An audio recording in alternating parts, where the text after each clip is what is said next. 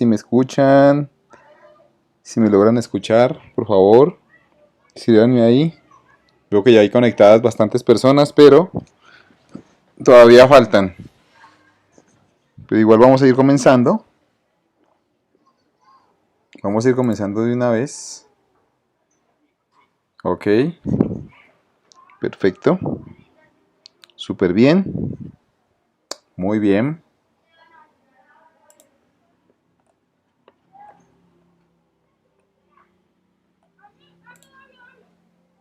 Ok. Hoy vamos a hablar un poco de un repaso de física. Vamos a hacer un breve repaso de física. Les recomiendo por favor que tomen apuntes. Va a ser un repaso bien rápido de los conceptos generales en física. Ustedes, como toda persona, deben de saber por lo menos un background en física, digamos, de las teorías. Hoy precisamente vamos a ver algo de ello. Antes de comenzar con el tema de electricidad y magnetismo, ¿sí? Entonces hoy nos vamos a dedicar un poco como a revisar esa fundamentación y cuál es el papel de la electricidad y magnetismo dentro de todo el esquema de la física, ¿sí? Entonces es muy importante, vamos a aprender conceptos o más bien a repasar, bueno, algunos de ustedes yo sé que no han visto algunos aspectos, pero vamos a aprender y a repasar algunos aspectos clave que tienen que tener ustedes claros dentro de la física, ¿sí? Para lo que se refiere a la aplicación de la ingeniería y también de la vida común. Yo siempre he dicho que cualquier persona, sin importar su carrera, sin importar su profesión, debe saber por lo menos unos conceptos básicos de física, porque todo nuestro mundo se rige por fenómenos físicos, ¿sí? Entonces vamos a poner mucho cuidado. Vamos a abrir nuestra mente, vamos a disponernos también para reaprender algunas cosas, para repasar algunas cosas que se nos ha olvidado. Y vamos a ver algo muy interesante también, como hay una rama de la física que todavía está en desarrollo. Bueno, realmente muchas están en desarrollo, pero hay una en especial que todavía, digamos que hay mucha discusión acalorada en el tema. Y yo sé que de pronto a la mayoría de ustedes pues les va a impresionar como a mí en la primera ocasión me pareció también algo muy impresionante, ¿sí? Entonces vamos a comenzar. Déjenme aquí yo abro la presentación. Déjenme aquí yo abro la presentación. Vamos aquí a hablar. Ok. Perfecto. Muy bien. Entonces, empezamos con el repaso, un repaso de física, ¿sí? Este repaso vamos a incluir las diversas ramas de la física. Estas diversas ramas de la física, digamos que consisten en una serie de conceptos que todos ustedes deben de manejar. Y yo sé que mm, son conceptos clave. Cuando hablamos de repaso de física, estamos teniendo en cuenta que tenemos que remontarnos a lo que son las divisiones de la física, ¿sí? ¿Cuál es el campo del conocimiento de la física? La física es súper amplia. Como yo siempre le he dicho a la mayoría de personas que conozco, la física es la mamá de todas las ciencias. ¿Sí? Entonces, y alguien me dirá, pero profesor, eso usted lo dice porque usted es físico. Bueno, sí, restrictamente yo no soy físico, yo soy ingeniero físico y hice maestría en física y tengo doctorado en física, pero sí, la física es la mamá de todas las materias. Y me dirán, profesor, ¿y por qué? Entonces, eso es lo que vamos a ver hoy, cómo la física es la ciencia base, es la mamá de la ciencia, ¿sí? Digamos que todos los otros fenómenos surgen de la física como tal. Entonces, cuando nosotros hablamos de física, primero tenemos que definir qué es la física, tenemos que definir cuál es el objeto de estudio de la física. Y aquí vamos a entender que cuando hablamos de física y las leyes de la naturaleza. Entonces vamos a leer acá, la física es el estudio de las leyes fundamentales de la naturaleza. Repito, la física es el estudio de las leyes fundamentales de la naturaleza. Entonces aquí yo les quiero hacer una pregunta. ¿Qué significa fundamental? ¿Qué significará fundamental? Fundamental pues es lo básico, es los cimientos. Entonces la naturaleza tiene unas leyes fundamentales, tiene unas leyes básicas de las que surge todo. Por eso la física es la mamá de todas las materias, porque estudia los fenómenos fundamentales que rigen las leyes de la naturaleza, ¿sí? Entonces estudia esas leyes fundamentales. ¿Qué significa una ley fundamental? Es una ley que no surge de otra, sino que es la primera, ¿sí? Entonces hay leyes que yo no las puedo deducir de otras leyes, sino que tengo que descubrir esa ley y esa es una ley fundamental, ¿sí? Entonces las leyes fundamentales se descubren, ¿sí? Las leyes fundamentales se descubren y esas leyes fundamentales se descubren pues porque como su nombre lo dice, nadie las conoce, entonces alguien las descubre y cuando las descubre dice, ah, qué interesante, la naturaleza se comporta de tal forma, pero ya estaba allí la ley. Es decir, nadie se la inventó, nadie la creó, sino que ya estaba allí antes de haberla descubierto. Eso es una ley fundamental, la ley fundamental de la naturaleza de la cual parte todos los fenómenos. Entonces aquí viene una primera pregunta, ¿cierto?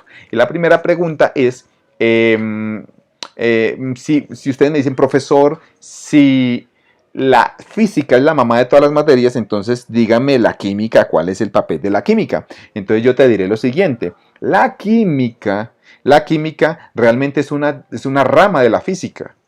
La química es una rama de la física. Y él mira, ¿y por qué? Porque la química es una rama de la física. Entonces yo le diré lo siguiente, díganme a qué se reduce la química. Básicamente la química, ¿qué es? Cuando una persona estudia química o procesos químicos, por ejemplo, miremos un proceso químico, ¿sí? A ver, tengamos en cuenta un proceso químico. Comiencen a escribir, por favor, en los comentarios qué proceso químico se le viene a usted a la mente cuando yo le hablo de química. ¿Qué proceso químico?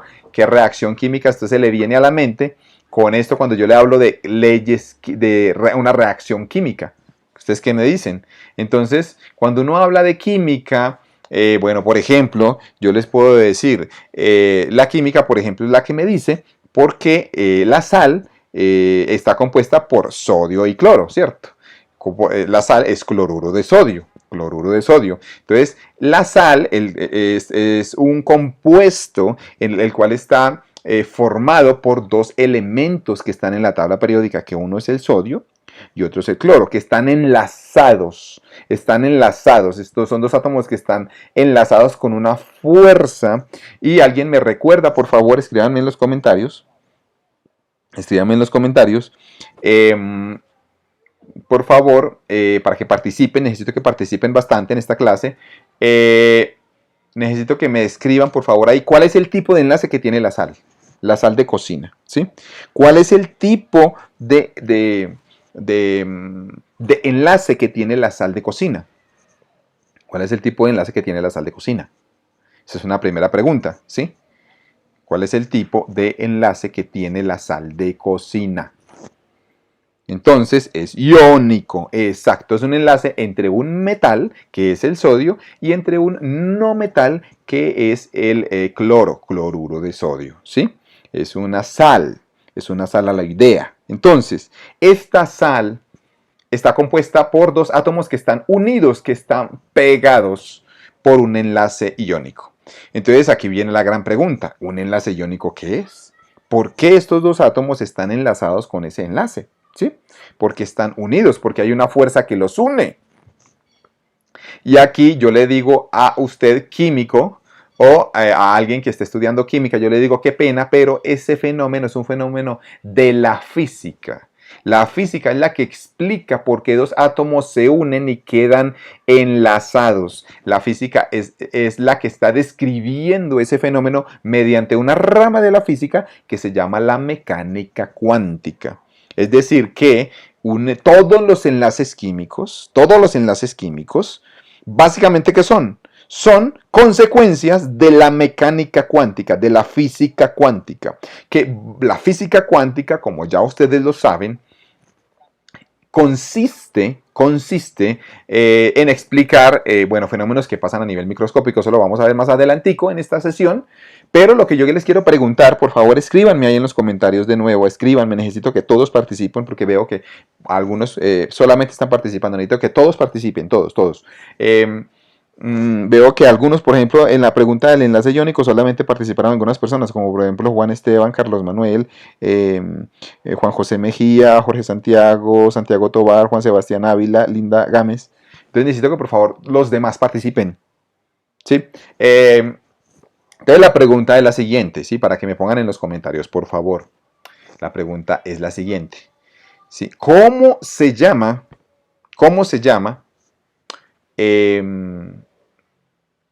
la estructura espacial en la cual se mueven los electrones en un átomo? Repito, ¿cómo se llama la estructura espacial en la cual se mueven los electrones en un átomo? A ver si ustedes recuerden cómo es que se mueven los electrones en un átomo, cómo se llama esa estructura espacial. ¿Sí? Les voy a dar una pista. SPDF. SPDF. ¿Sí? Algunas personas ya me están escribiendo. Es orbital. Específicamente, cuando hablamos de orbitales es orbital SPDF. ¿Sí?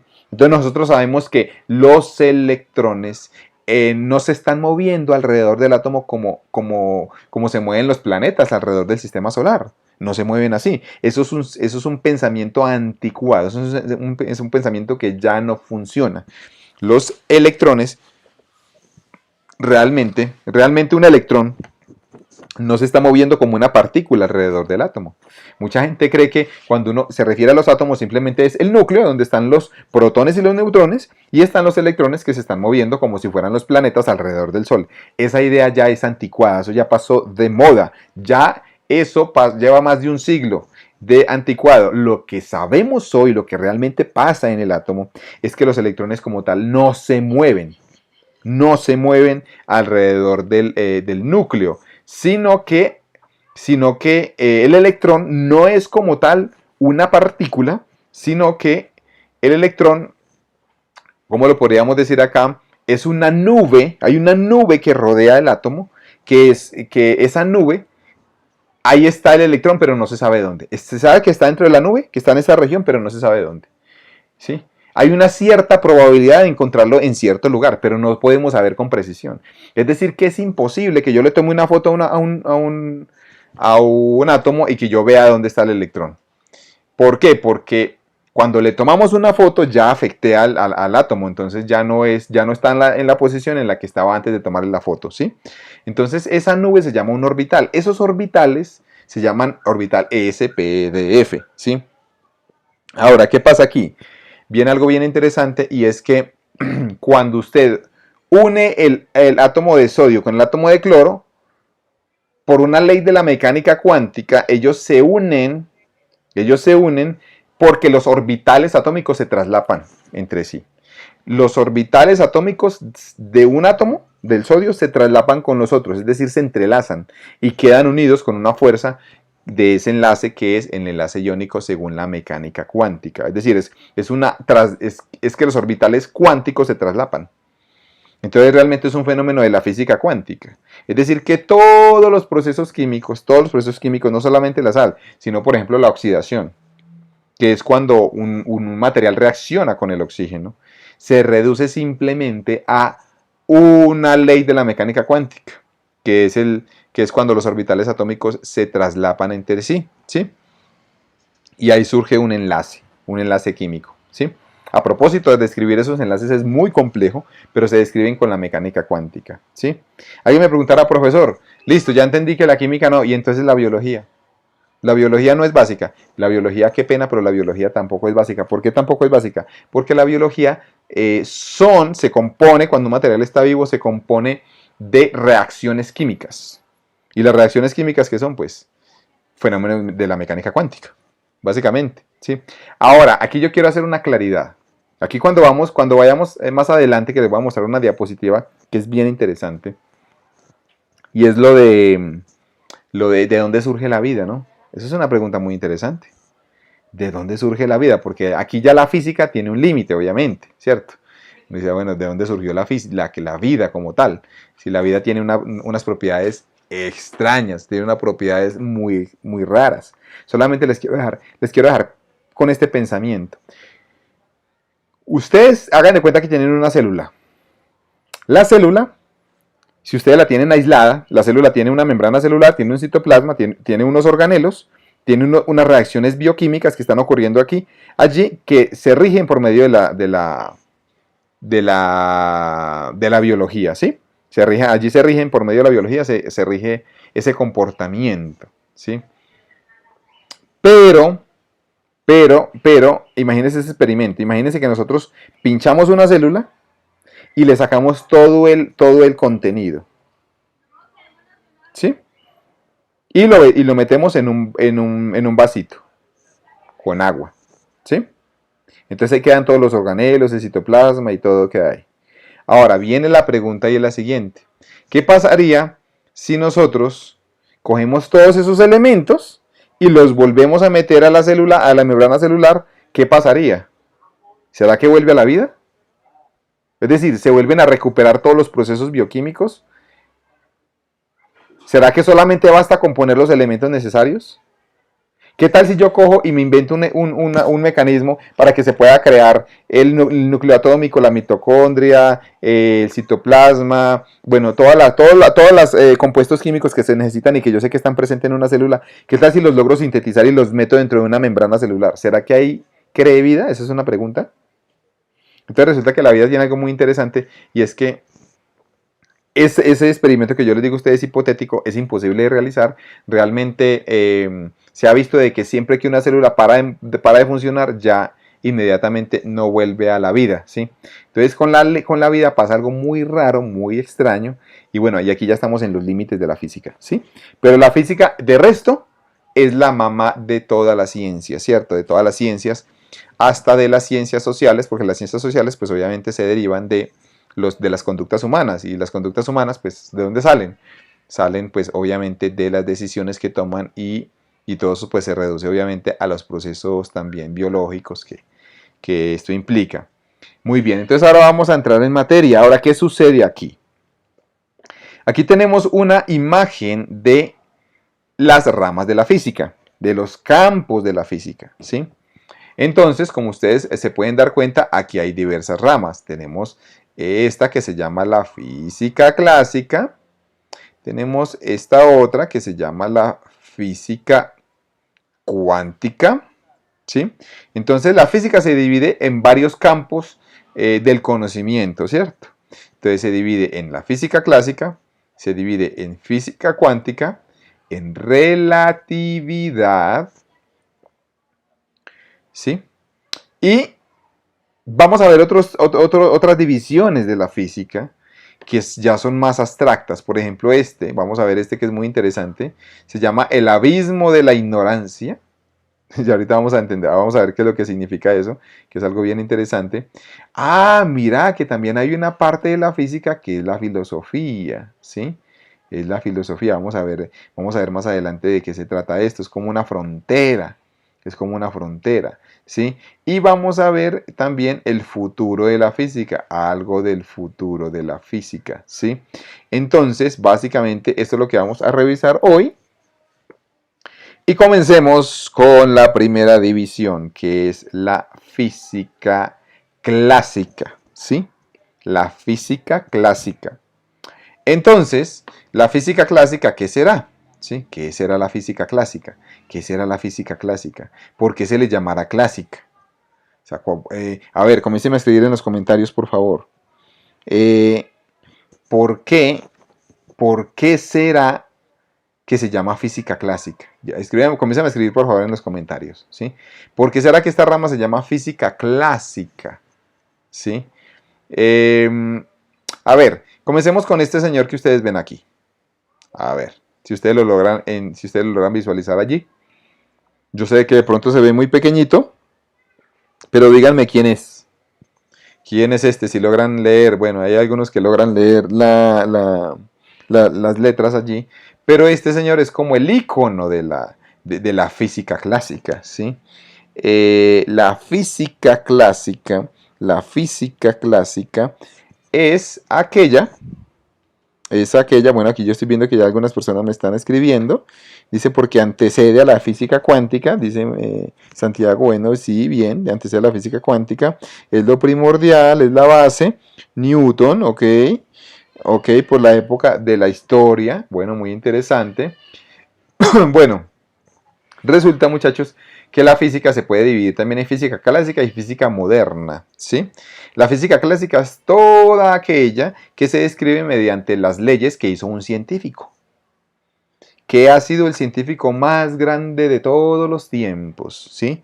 Si yo a ustedes les pregunto cuál es el científico que ha vivido y que es más grande, el más grande de todos los que han existido hasta el momento, muchas personas que yo he escuchado me dicen Albert Einstein. ¿Sabían ustedes, muchachos, que Albert Einstein no es el científico más importante de todos los tiempos? Realmente el científico más importante de todos los tiempos se llamó Isaac Newton. Isaac Newton, ¿sí? ¿Por qué? Porque es el científico más brillante que ha existido en todos los tiempos. La respuesta es porque escribió el libro más importante en toda la historia de la ciencia. Repito, ¿por qué Isaac Newton es el científico más importante de todos los tiempos? La respuesta es porque él escribió el libro más importante en toda la historia de la ciencia, ¿sí? Ahora, ¿cuál es ese libro? ¿Cuál es ese libro? Si me pueden comenzar a escribir ahí en los comentarios. ¿Cómo se llama el libro que escribió Isaac Newton, que es el más importante en toda la historia de la ciencia? ¿Cómo se llamará ese libro? A ver si lo conocen, ¿sí? Yo sé que muchos de ustedes no han escuchado hablar nunca de esto, algunos sí, pero de pronto no lo recuerdan. Pero es fundamental, muchachos, fundamental que lo sepan, ¿sí? Ahí están escribiendo algunas personas en los comentarios, dice Julio César, los Principia, dice Juan José Montana, ahí lo escribió en latín, Filosofía Naturales Principia, Julio César Betancourt, los Principia. Efectivamente, el libro más importante que se ha escrito en la historia de la ciencia es Los Principia Mathematica, o si lo hablamos en español, se llaman Principios Matemáticos de la Filosofía Natural. Principios matemáticos de la filosofía natural. La filosofía, les voy a desglosar un poquito ese nombre. Principios matemáticos quiere decir que tiene que ver con las leyes. Cuando él habla de principios matemáticos es una ecuación, es una ley. Entonces por eso se llama principios matemáticos, es como leyes, ¿sí? Y entonces se llama Principios Matemáticos de la Filosofía Natural. Resulta que en los tiempos de Newton, a la física, como todavía no existía, se le llamaba filosofía natural. Es decir, cuando una persona se sentaba a pensar por qué los cuerpos cuando los soltamos caen hacia abajo. ¿Por qué caen hacia abajo? Entonces, cuando una persona se sentaba a preguntarse eso se le llamaba filosofar. Pero filosofar ¿sobre quién? Sobre un principio natural, o sea, sobre una ley natural de la naturaleza, ¿sí? Porque el cuerpo cae con cierta velocidad. Entonces, la filosofía natural realmente después el nombre se transformó en física. ¿Estamos de acuerdo? En la antigüedad, la filosofía natural, la filosofía natural ya después se convirtió en el nombre de física.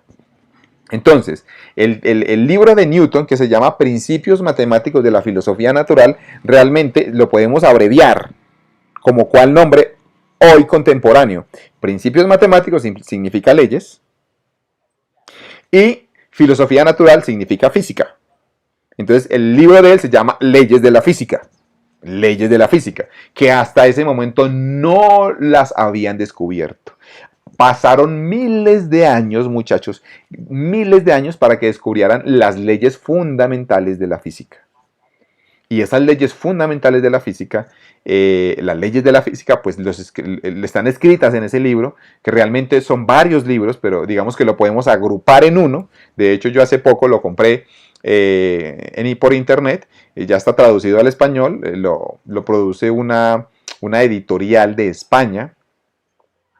Y esa editorial de España lo vende, se llama Principios Matemáticos de la Filosofía Natural. Para el que esté interesado también lo puede adquirir. Es una joya porque es donde Isaac Newton comienza a describir las leyes del movimiento, como ustedes lo pueden ver acá, ¿sí? Pueden ir tomando los apuntes, las leyes del movimiento. Entonces las leyes del movimiento son las leyes que nos dicen por qué las cosas se mueven como se mueven.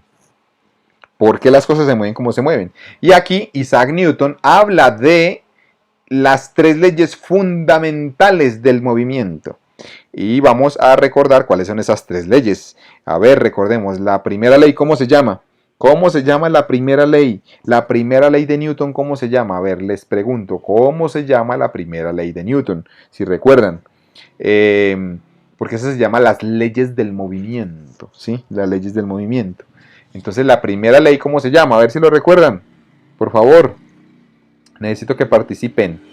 La ley de la inercia. La ley de la, efectivamente, como nos dice Juan Diego y Daniel, la ley de la inercia. ¿Sí? La ley de la inercia que dice que todo cuerpo tiende a continuar su estado de movimiento. Tiende a continuar con su estado de movimiento a no ser que una fuerza externa actúe sobre él. Repito, ¿qué dice esta ley? Todo cuerpo tiende a conservar su estado de movimiento a no ser que una fuerza externa actúe sobre él. ¿Cómo así, profesor? ¿Qué significa eso? ¿Sí?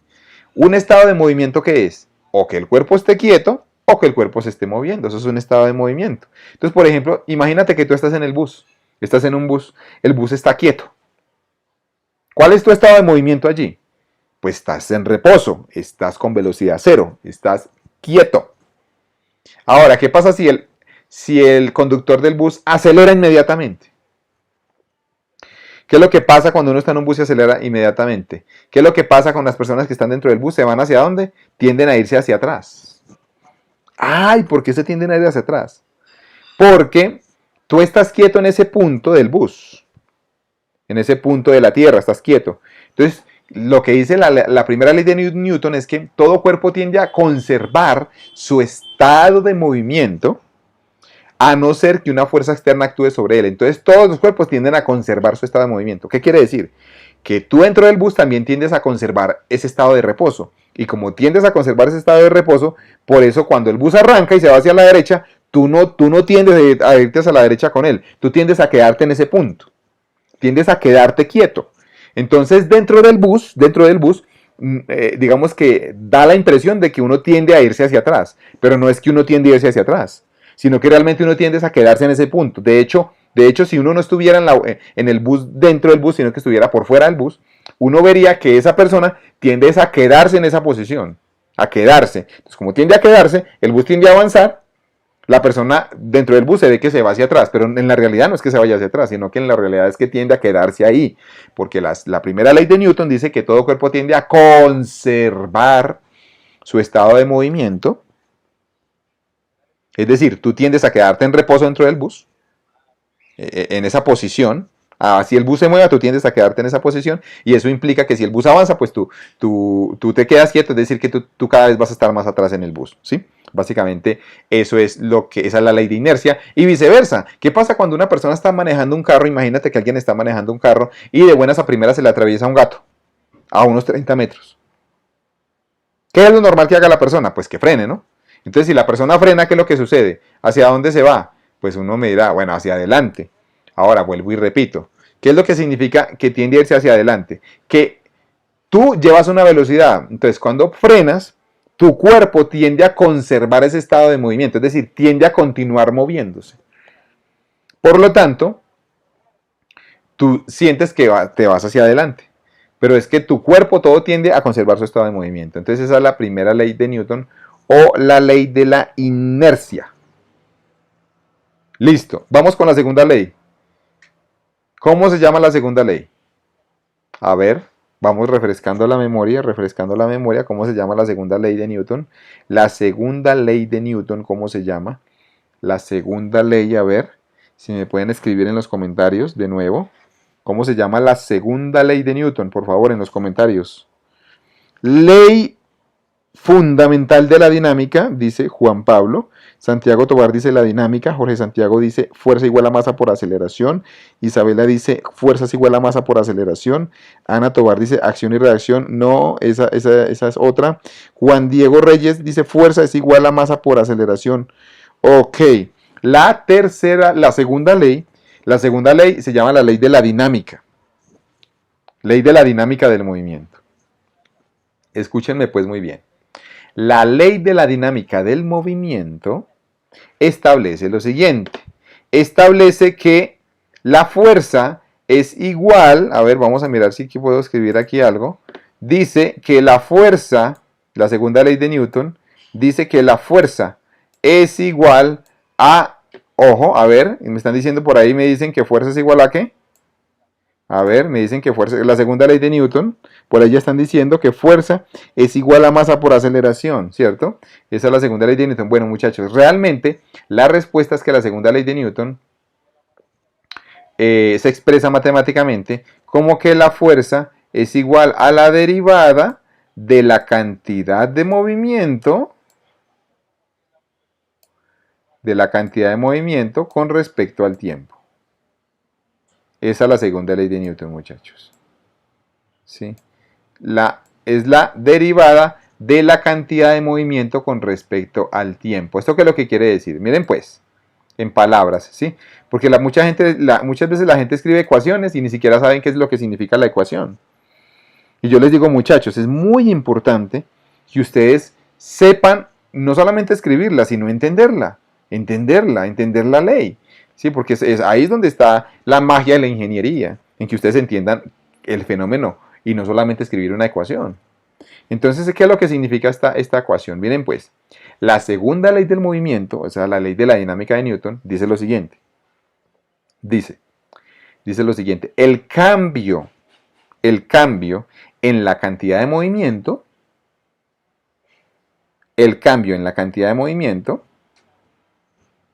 se da por la acción de una fuerza. Vuelvo y repito, el cambio en la cantidad de movimiento se da por la acción de una fuerza. ¿Qué es lo que quiere decir esto? Que si un cuerpo está cambiando su movimiento, es porque sobre él está actuando una fuerza.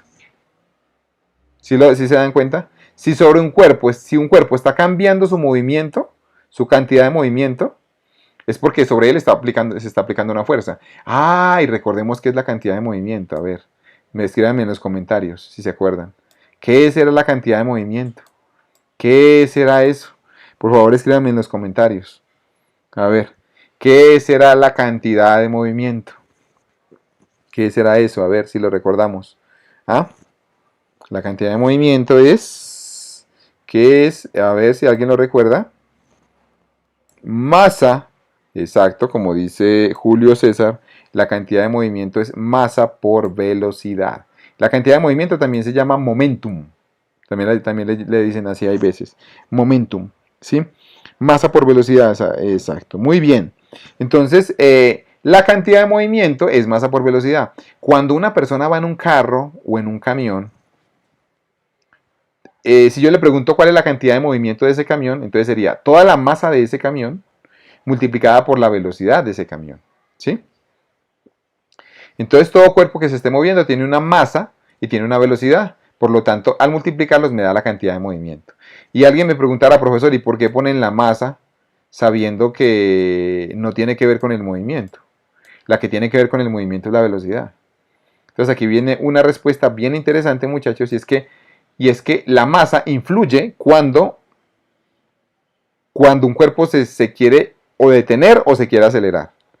Entonces, para que me entiendan, díganme ustedes, a ver, pues les voy a poner esta pregunta. Pónganme en los comentarios, por favor, allí. Pónganme en los comentarios, por favor, allí. Cuando usted quiere mover un carrito en el supermercado, ¿qué es más fácil? ¿Mover el carrito lleno o mover el carrito vacío? ¿Qué es más fácil? Digamos que usted quiere mover el carrito a 1 metro por segundo. Está caminando. Usualmente la velocidad de una persona caminando es 1 metro por segundo. Usted quiere mover el carrito a 1 metro por segundo. La pregunta es, ¿qué es más fácil mover un carrito a 1 metro por segundo? ¿Un carrito que está lleno o un carrito que está vacío? ¿Qué será más fácil? Efectivamente, como está diciendo Juan José, Juan Diego y Juan Esteban, es más fácil mover el carrito vacío. Vacío. ¿Por qué? Pues porque el carro vacío tiene una masa pequeña. Escúchenme muy bien, pues. Si tiene una masa pequeña, es porque la cantidad de movimiento es pequeña. Sí, porque se multiplica la masa por la velocidad. Si la velocidad es de 1 metro por segundo, multiplicas la masa del carrito vacío por 1 metro por segundo y ahí te da la cantidad de movimiento. Y ese cambio en la cantidad de movimiento, que es este que ustedes ven acá, el cambio significa la derivada. Siempre que ustedes vean esa derivada, aquí vemos que es la derivada con respecto al tiempo. Esto en palabras simples es el cambio. Siempre que ustedes escuchen derivada de, es el cambio de. Derivada con respecto al tiempo es el cambio de eso. Entonces simplemente toda esta derivada significa el cambio en la cantidad de movimiento. ¿Y por qué el cambio? Pues porque el carrito está aquí en reposo y usted lo quiere empujar.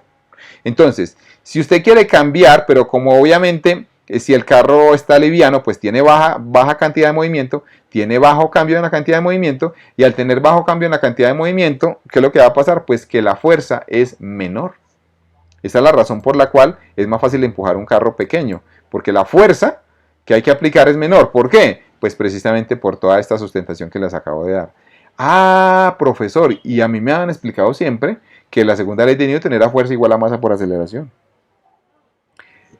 Sí, pero solamente cuando la masa es constante.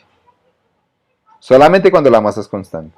Ay, ¿cómo así, profesor, que cuando la masa es constante? Sí. Resulta que la masa puede ser constante o puede ser variable. Si usted está moviéndose por el supermercado y le está echando objetos al carrito, la masa del carrito está aumentando. La masa ya es variable, la masa ya no es constante. ¿Sí? Ah, y otro ejemplo. A ver, escríbanme ustedes en los comentarios. Otro ejemplo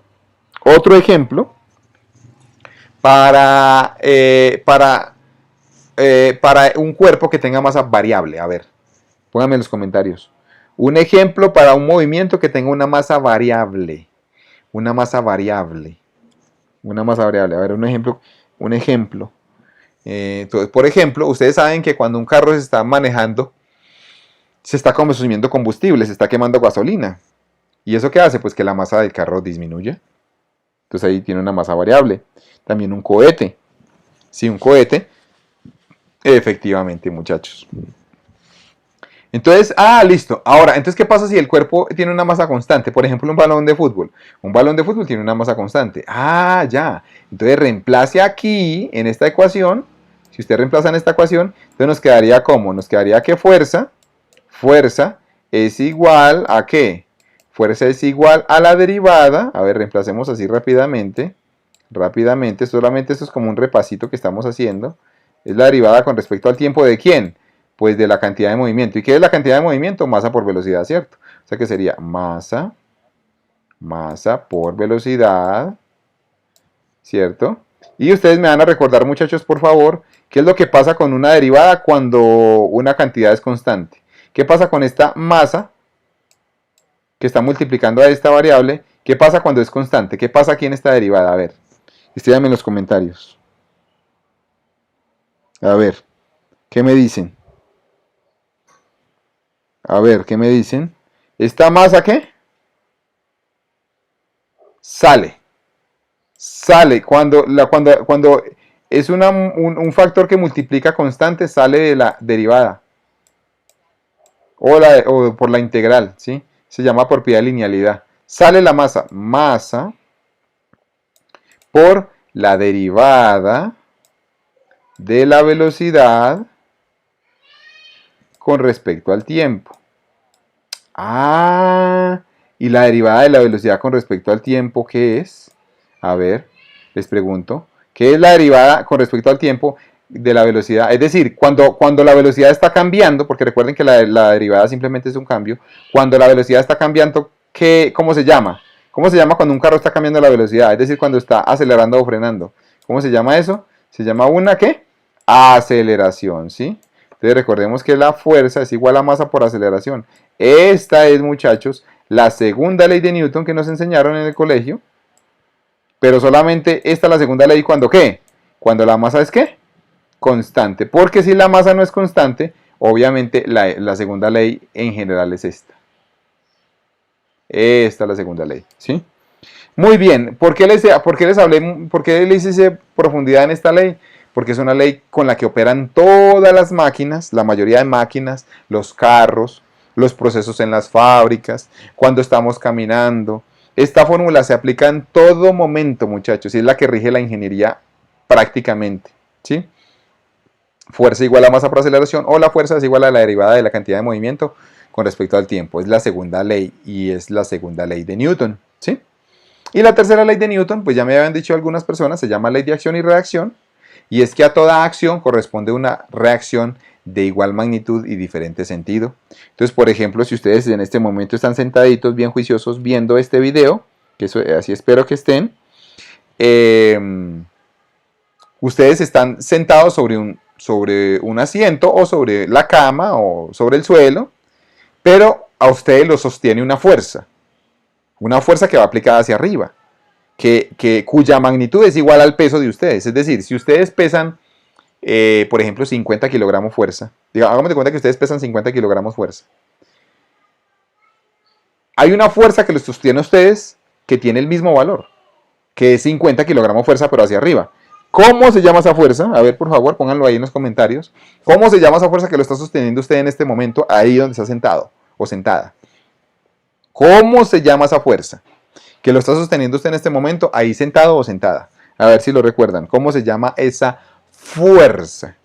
¿Cómo se llama esa fuerza? La normal. Efectivamente, la fuerza normal es la que lo sostiene a ustedes. Es decir, que el peso es la acción y la fuerza normal es la reacción. ¿Cuál es la acción? Usted le aplica una fuerza al asiento hacia abajo y la reacción es que el asiento le aplica a usted una fuerza hacia arriba. Esa es la fuerza de acción y reacción, la ley de acción y reacción.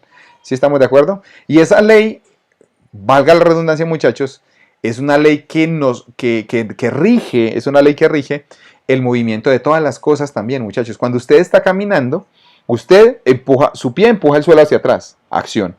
El suelo empuja su pie hacia adelante, reacción. Es decir, que realmente usted, ¿por qué camina? Usted camina es porque el suelo lo empuja a usted.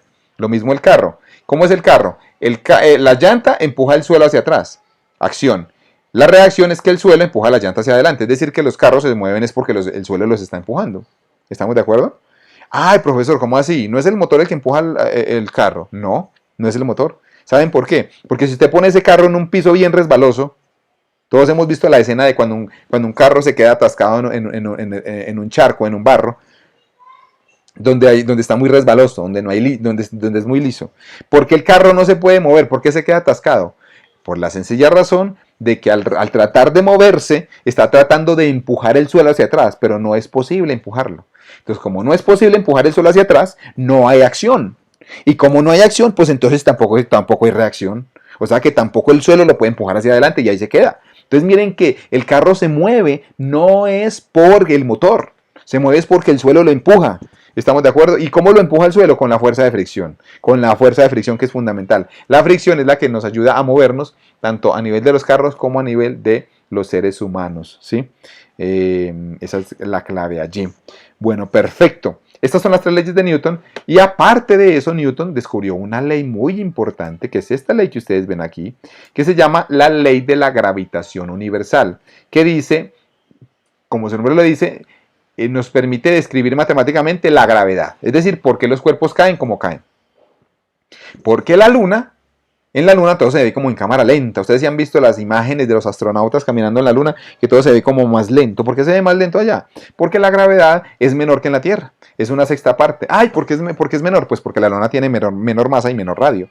Hay una ley de Newton que él descubrió también, que también está en esa ley de la gravitación universal, y es que la gravedad de un planeta depende de la masa del planeta y del radio del planeta, ¿sí? Entonces, con esa ley, Newton pudo descubrir cuánto es la gravedad en todos los planetas, ¿sí? Porque si nosotros podemos hacer una medición del radio y más o menos tener un cálculo de la masa según los movimientos que tiene, podemos saber cuánto es la gravedad en el planeta. Entonces podemos saber cuánto es la gravedad en otros planetas, incluso en el Sol. ¿Sabían ustedes que en el Sol la gravedad es más de 20 veces que en la Tierra? Es decir, allá un cuerpo se atrae mucho más fuerte que aquí. Y esa ley la descubrió Isaac Newton. Esa ley fue tan impresionante porque permitió reafirmar las leyes de Kepler. A propósito, Kepler fue un científico bien interesante que descubrió que los planetas se mueven en elipses, ¿sí? Y él lo dedujo, pero Isaac Newton lo comprobó matemáticamente, o sea, dijo por qué es que se mueven así. Y la razón es por la ley de la gravitación universal, la ley de la gravedad, ¿sí? Esa es la ley de Newton. Ahora viene algo bien interesante, muchachos, y es que estas leyes, la ley de Newton, las tres leyes del movimiento y todo, esta ley de la gravitación universal, muchachos, tiene algo bien interesante, y es que la gravedad es una fuerza de atracción, sabemos, ¿cierto? ¿Por qué? Esa es una buena pregunta. Bueno, ¿y por qué la gravedad es una fuerza de atracción? ¿Por qué? El por qué no lo sabemos. Simplemente es una fuerza de atracción. Lo que sabemos es que el universo se comporta así. Está diseñado de esa forma, para que la gravedad atrape a los seres y los seres no se vuelen. Porque si no existiera esta gravedad, pues no existieran los planetas, no existieran los seres humanos, porque efectivamente la gravedad es la que mantiene todo unido. ¿Estamos de acuerdo? Y la que mantiene que la Tierra se mueva alrededor del Sol. Si no existiera la gravedad, pues no existiría la vida. Muy bien. Aparte de eso, Isaac Newton también estudió otros fenómenos, por ejemplo, como la óptica. No sé si ustedes sabían que él se inventó el primer telescopio de espejo, que es el telescopio que utiliza lentes, pero también un espejo, y hay telescopios de esos bien interesantes, telescopios parabólicos.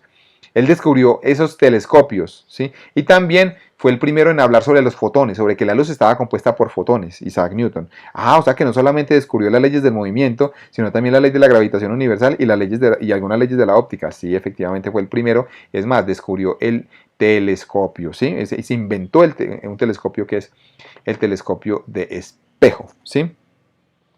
Qué interesante. ¿Sabían ustedes que Isaac Newton no solamente también, digamos que descubrió fenómenos en la óptica, sino que también investigó en mecánica de fluidos? Mecánica de fluidos, que es otra parte de la física clásica. ¿Y por qué? Porque, a ver, cuando ustedes se están moviendo por un fluido, por ejemplo, miren esta figura, que aquí hay un carro que se está moviendo. Por ejemplo, nos recordemos los carros de la fórmula CART. Los carros de la Fórmula Kart. Sí, bueno, aquí los carros de la Fórmula Kart o de la Fórmula 1, por ejemplo, ellos se mueven y tienen unas formas específicas. Sí, porque se tienen que hacer para que el aire los pueda rodear de forma aerodinámica. ¿Me pueden escribir en los comentarios cómo se llama la fuerza que actúa sobre esos carros? Por favor, escríbanme en los comentarios. ¿Cómo se llama la fuerza que actúa sobre los carros que se mueven? Que se mueven en un fluido. A ver, ¿qué me dicen ustedes, muchachos? Mientras tanto, les voy hablando de una pregunta que me está haciendo Juan Manuel, una pregunta bien interesante, profesor. ¿Por qué se parece tanto la fórmula de la ley de la gravitación de Newton con la ley de Coulomb? Qué pregunta tan interesante. Resulta que esa es una de las claves de la belleza de la física. Que la física se puede deducir a expresiones muy simples, como por ejemplo esas leyes. Esas leyes que son así, por ejemplo, la ley de la gravitación universal que dice que la fuerza de la gravedad, la gravitación es directamente proporcional al producto de las masas e inversamente proporcional al cuadrado de la distancia que las separa. Y la ley de Coulomb también dice que la fuerza entre dos cargas es directamente proporcional a las dos cargas e inversamente proporcional a la distancia que las separa. Esas dos leyes se llaman ley del inverso cuadrado. Y los fenómenos, y varios fenómenos en la física, no solamente esas dos leyes cumplen con esa ley, con esa expresión matemática. El por qué no lo sabemos, vuelvo y les digo. Simplemente sabemos que la expresión es esa. Pero no sabemos por qué. Ahorita más adelante vamos a filosofar un poquito sobre ello, que es la rama de la física, pero que es la filosofía que les dije. Pero no sabemos por qué. Lo que hacemos los científicos es que nos encargamos de descubrir cómo son. Descubrimos cómo es esa ley. Pero no tenemos ni idea porque es así. Eso ya tendríamos que irnos atrás antes del diseño del universo, ¿cierto? Muy bien. Aquí me están diciendo fuerza aerodinámica. Fuerza aerodinámica. Bueno, el nombre más exacto es la fuerza de arrastre. Fuerza de arrastre. Dos puntos. ¿Qué es la fuerza de arrastre? Es la fuerza que actúa como oposición al movimiento de un cuerpo en un fluido. Es la fuerza que actúa como oposición al movimiento de un cuerpo dentro de un fluido. Entonces, por ejemplo, esa fuerza de arrastre, muchachos, por eso es que tienen que hacer las formas aerodinámicas, para que esta fuerza, que es la fuerza de fricción, también se conoce como fuerza de fricción, pues digamos que trate de frenar al carro lo menos posible.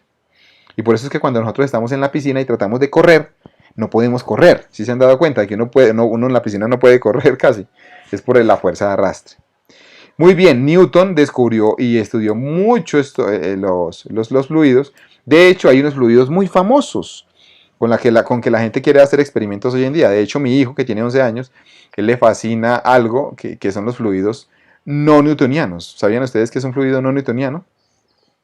Fluido no newtoniano. Es un fluido que no se describe con las leyes de Newton, sino que se describe con otra ley. Es decir, voy a entrar un poquitico en el asunto. Un fluido newtoniano es aquel que tiene una viscosidad constante, que siempre la viscosidad es la misma. Por ejemplo, el aceite. La viscosidad es la misma, ¿cierto? Obviamente a no ser que usted lo caliente, pero si usted no le cambia la temperatura, la viscosidad es la misma. Si usted revuelve el aceite, la viscosidad no va a cambiar. Pero en cambio, si ustedes cogen un yogur y van y lo compran en el supermercado, ¿qué pasa? A ver, les voy a preguntar. Voy a hacerles esta pregunta, a ver si me ponen atención. Espero que todos participen porque hay muchos que no están participando. Muchachos, miren pues. Exacto, el slime es un fluido no newtoniano, muy bien. Ustedes van al supermercado y se compran dos vasos de yogurt. El primer vaso de yogurt lo meten en la nevera. Bueno, van a meter los dos en la nevera. Y lo sacan después de 5 horas. El primer vaso de yogurt usted lo agita y después lo abre. El segundo vaso de yogurt usted no lo agita y lo abre. El primero lo agitó y el segundo no lo agitó antes de abrirlo. ¿Cuál tiene más viscosidad? ¿Cuál tiene más viscosidad? Por ahí me está diciendo Jorge Santiago, maicena con agua. Sí, la maicena con agua es un fluido no newtoniano. Efectivamente, también la crema dental, también el yogurt, que es la pregunta que les estoy haciendo en este momento. A ver, ¿qué me dicen entonces ustedes? El que no agitó tiene más viscosidad, efectivamente. Porque el que no agitó no se le está aplicando ninguna fuerza. En cambio, al que agitó se le aplicó una fuerza cortante, se llama eso. Y esa fuerza cortante cambia la viscosidad. Entonces el yogur no es un fluido newtoniano. ¿Por qué no? Porque su viscosidad no es constante. Simplemente. La maicena, ¿por qué no es un fluido no newtoniano? Pues porque la viscosidad no es constante. Si usted le aplica una fuerza a la maicena, si le da una palmada, así como ese experimento que aparece en internet, pueden buscar en YouTube, experimento de maicena, fluido no newtoniano. O experimento del almidón, fluido no newtoniano. Si usted le pega, cuando le pega a la maicena reacciona a esa fuerza que usted le está dando y la viscosidad no es constante, la viscosidad cambia. ¿Sí? Muy bien, perfecto. Dice, pero ese sería parte de precipitado.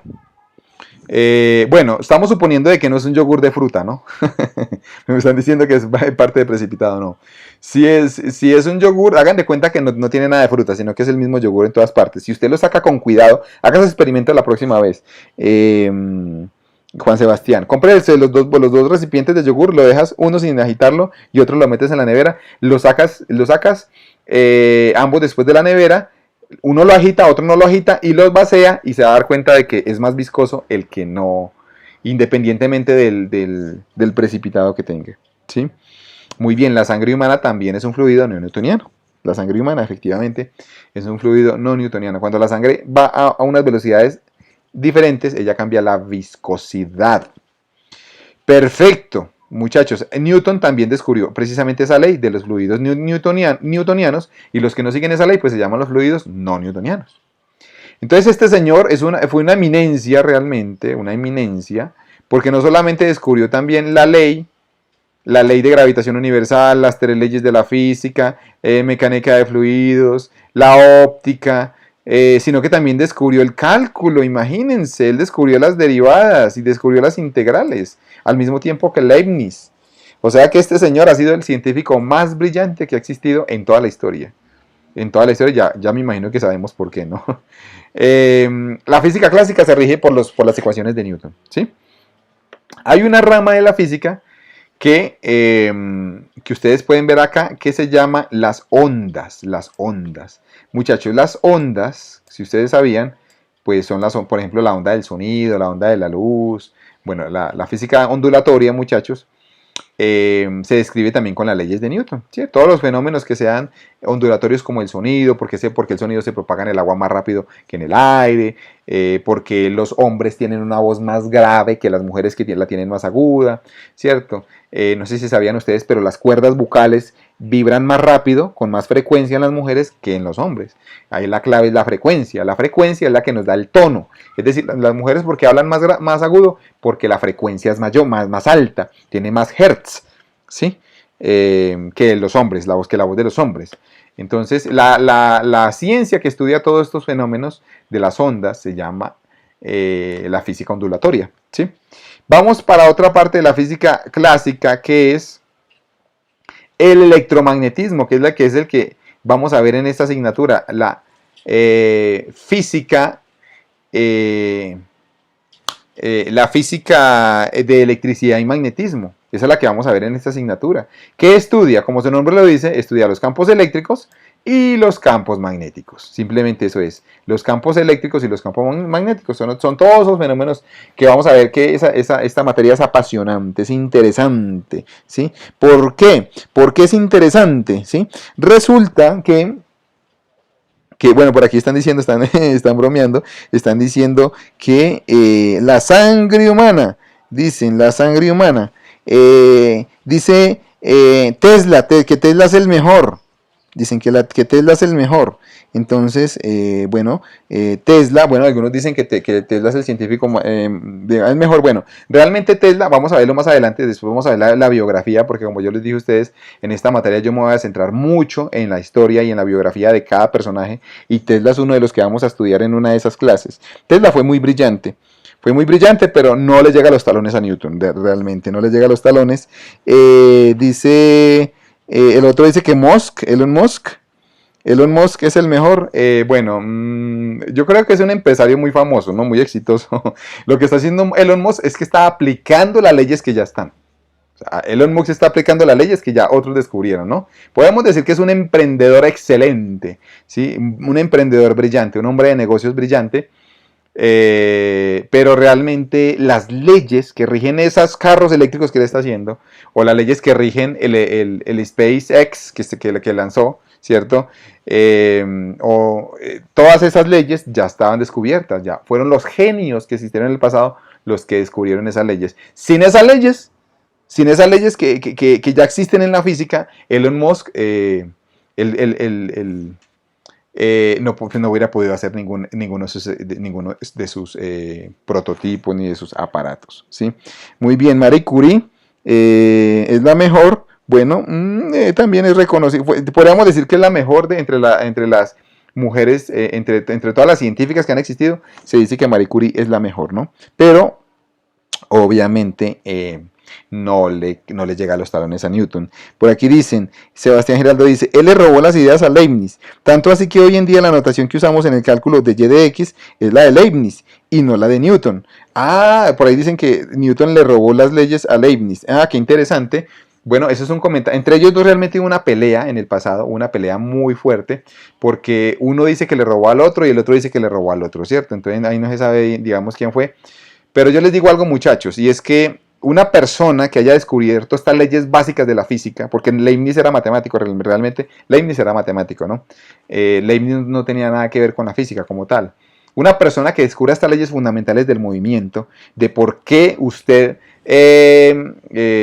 cuando va en un carro y se estrella a tantos kilómetros por hora, ¿por qué se puede morir, cierto? O porque la Tierra tiene una gravedad en promedio de 9,81 metros sobre segundo cuadrado, o porque un fluido tiene viscosidad, digamos, o no, o porque, por ejemplo, usted puede resolver una matriz con una ecuación fundamental con un método que se llama método de Newton-Raphson. Es decir, esta persona, yo pensaría más que lo descubrieron al mismo tiempo de forma independiente. Muchos muchos descubrimientos en la ciencia se dieron de forma independiente, es decir, se descubrieron al mismo tiempo, pero por personas diferentes. Y obviamente, pues yo me pongo en los zapatos de cualquiera de ellos dos y yo digo, si yo descubro algo y al mismo tiempo sale otro diciendo que lo descubrió, pues yo me voy a poner a pelear con esa persona, ¿cierto?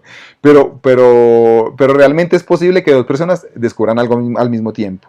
Ustedes no sé si les ha pasado que en algún momento a nivel mundial alguien descubrió una idea que usted ya la tenía en la cabeza. Ah, usted dice, ay, esa idea yo la quería hacer y mira, ya se me adelantaron. Este me robó la idea. ¿Cómo así que le robó? No, simplemente él también tuvo la idea. Todos tenemos un cerebro y simplemente si lo utilizamos, pues podemos llegar a descubrir pues, las ideas que puedan surgir, ¿no? Entonces, digamos que podríamos decir que lo descubrieron de forma independiente, ¿sí? Más bien, yo prefiero ser neutral, ¿sí? Y no decir que uno le robó al otro. Muy bien, Maxwell. Maxwell, véalo por aquí. Aquí está Maxwell, ¿sí? El que escribió, aquí me está escribiendo Julián David Valencia. Maxwell, excelente este señor, un personaje, un super personaje, resumió las leyes del electromagnetismo, o sea, resumió todos los fenómenos del electromagnetismo, los resumió en 4 ecuaciones, que son las que vamos a ver al final del curso. 4 ecuaciones, imagínense, resolvió todo lo que pasa, lo que le pasa a las ondas, a los imanes, a los circuitos, lo que le pasa a la luz. Lo descubrió, lo resumió solamente en 4 ecuaciones simples. Eso lo descubrió, ¿sí? Muy interesante. Bueno, ahora viene lo interesante. Y es que también en la física clásica está una rama que se llama la termodinámica. ¿Sí? En la termodinámica pasa algo bien interesante y es que es la ciencia, la parte de la física que estudia los cambios de temperatura, los fenómenos en los cuales está involucrado el cambio de temperatura. A propósito, muchachos, ¿sabían ustedes que la entropía, que es un fenómeno de la termodinámica, nos dice la dirección en la que pasan usualmente los procesos en la naturaleza? No, hay una ley en la naturaleza, en la física, les voy a hablar de esta ley, se llama la segunda ley de la termodinámica. La segunda ley de la termodinámica, que dice que en todo proceso la entropía tiende a aumentar. En todo proceso la entropía tiende a aumentar, ¿sí? Entonces, ¿qué es lo que significa esto, muchachos? Eso es lo que nos explica por qué las estrellas con el tiempo se apagan. Eso es lo que nos explica por qué los aparatos que compramos con el paso del tiempo se van dañando. Eso es lo que nos explica por qué las personas, los seres vivos, con el paso del tiempo van a envejecer y van a morir. Eso es lo que nos explica por qué el sol en un futuro se va a apagar. Eso es lo que nos explica por qué los cuerpos, cuando usted mete un cuerpo caliente, por ejemplo en agua, mete una cuchara caliente en agua, ¿por qué el agua gana calor y la cuchara pierde calor hasta que quedan con la misma temperatura? ¿Sí? Eso es lo que sucede ahí, muchachos. Muy bien. Y la termodinámica, pues es una parte de la física muy interesante. Ahí podemos ver todos los fenómenos de dilatación térmica. Bueno, toda la parte la podemos ver allí. Hay otra parte dentro de la física clásica que se llama la física del caos. La física del caos, como ustedes pueden ver aquí esta estructura, habla de que, por ejemplo, les voy a poner este ejemplo, muchachos. Imagínense que ustedes se van para una montaña. A ver, quiero que todos me participen ahí en los comentarios. Por favor, pongan en los comentarios. Usted se va para una montaña y desde un punto en específico que usted lo marca, usted deja caer un balón desde esa montaña. ¿Sí? Lo deja caer, y filman un video por donde se va el balón. Ahora viene esta segunda pregunta. Usted coge el balón y lo vuelve a subir hasta el mismo punto y lo suelta. La pregunta es si el balón va a seguir la misma trayectoria, ¿sí o no? Pónganme por favor ahí en los comentarios. ¿El balón sigue la misma trayectoria o no sigue la misma trayectoria? A ver, díganme ustedes. ¿El balón sigue o no sigue la misma trayectoria? ¿Qué me dicen ustedes? Ok. Dice, no va a seguir. La gran mayoría dice que no. Y les hago la pregunta, ¿y por qué? Sabiendo que lo estoy soltando desde el mismo punto, exactamente desde el mismo punto. Si lo estoy soltando desde el mismo punto, porque no sigue la misma trayectoria. A ver, ¿ustedes qué creen? ¿Por qué no sigue la misma trayectoria si lo estoy soltando desde el mismo punto? Esa es la pregunta. ¿Debería seguir la misma trayectoria o no? Si parte desde el mismo punto. A ver, participen por favor en los comentarios. ¿Ustedes qué me dicen? ¿Mm? ¿Qué me dirán ustedes, muchachos? Ok. Por aquí dice alguien, hay dos sucesos. Nunca hay dos sucesos totalmente iguales. Otros dicen, hay diferentes factores, porque las condiciones del medio no siempre son las mismas, porque hay muchas otras cosas que influyen. Ok. Ok, perfecto. Bueno, realmente, sí va por ahí la respuesta, muchachos. Cuando usted suelta el balón, realmente el movimiento del balón se influencia por muchos factores. Puede ser la velocidad del viento en un momento, puede ser que cuando el balón pasó por un momento hubo una ráfaga muy pequeña de viento. Y eso medio cambió la posición y eso ya le cambió que se fuera por otra dirección. Entonces eso se llama la teoría del caos, muchachos. Que ustedes al cambiar, la teoría del caos dice que ustedes al cambiar un parámetro, pueden cambiar drásticamente el resultado del experimento. Usted parte desde acá y puede llegar a cualquiera de todos estos puntos que están aquí al final, ¿sí? Y hay una parte de la física que se llama la teoría del caos, de cómo cambiando levemente una variable puede afectar muy drásticamente el experimento al final. Hay una película que se llamó El efecto mariposa, no sé si ustedes alguna vez la conocen, y es que un fenómeno que pasa en un lugar del mundo puede cambiar algo que pase en otro país, ¿sí? Digamos que a eso se refiere esta parte, es como tratar de aplicar la teoría del caos, ¿sí? Muy bien. Perfecto. Perfecto. Entonces está la física clásica, muchachos. La física clásica es todo esto. Y es la física que existía hasta antes del año 1900. Hasta antes de Einstein, mejor dicho. Hasta antes de Einstein existía la física clásica, ¿sí?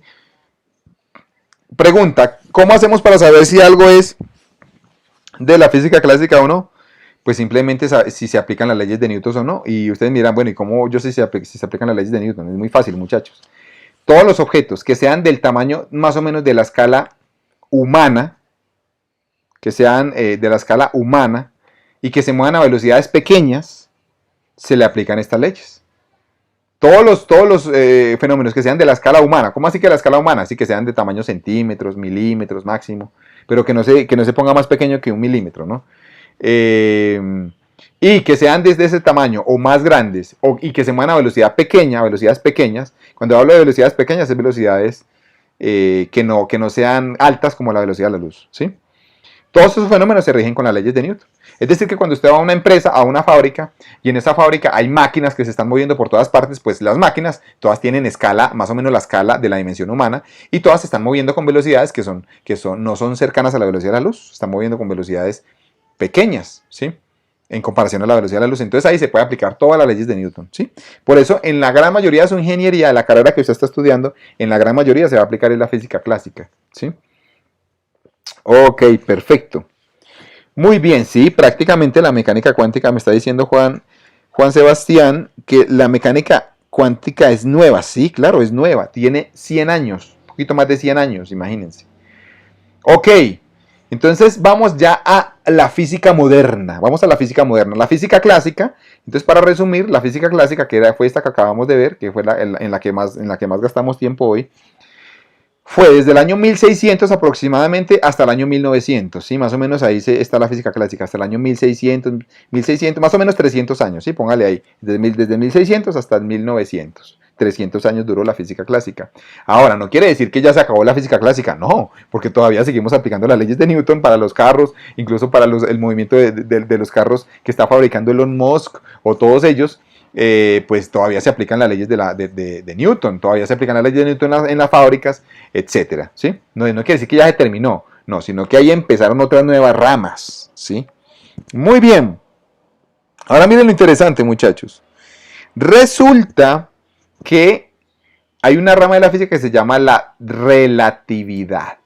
Esta es otra rama de la física moderna, tiene un poquito más de 100 años, y la descubrió un personaje muy famoso, que lo conocemos por su peinado y por su vocito. ¿Cómo es que se llama este señor? A ver, me pongan en los comentarios. A ver, pónganme en los comentarios cómo es que se llama este señor. ¿Cómo se llama este señor? A ver. Es... Nadie está participando. A ver, escríbanme por favor ahí en los comentarios. ¿Cómo es que se llama este señor? Albert Einstein, exacto. Albert Einstein fue el científico que comenzó con la física moderna, prácticamente la relatividad, ¿sí? Ahora, lo brillante de Newton es que no solamente aportó, de Einstein, es que no solamente aportó a la teoría de la relatividad, sino a la teoría cuántica, ¿sí? Newton también, yo creería que fue el segundo, o sea, entre él y Newton se están peleando el primero y el segundo lugar, ¿no? Albert Einstein, él mismo lo dijo, que él no hubiera podido hacer todo lo que hizo si Newton no hubiera descubierto las leyes básicas. O sea, Albert Einstein mismo le dio crédito a Newton, entonces entre ellos dos como que son los más importantes.